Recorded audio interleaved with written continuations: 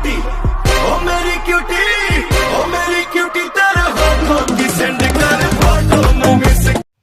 नमस्ते प्रणाम। तो कैसे हैं आप लोग? आई होप आप लोग अच्छे होंगे। मेरा नाम गौतम कुमार।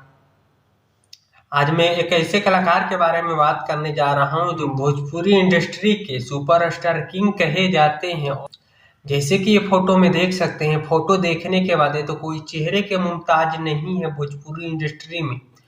इनका नाम पवन सिंह है। इनका एक सॉन्ग रिलीज किया गया है, बॉलीवुड सॉन्ग रिलीज किया गया है 5 वर्ष पहले, जो अभी 2 नंबर पे ट्रेंड कर रहा है। जैसे कि देख सकते हैं, ये song T T series music recording studio से रिलीज किया गया है, जो अभी 2 नंबर पे ट्रेंड कर रहा है।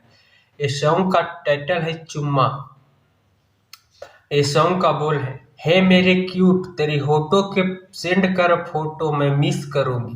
मेरी क्यूटी, ओ मेरी क्यूटी तेरे होठों की सेंड कर फोटो मुझे से।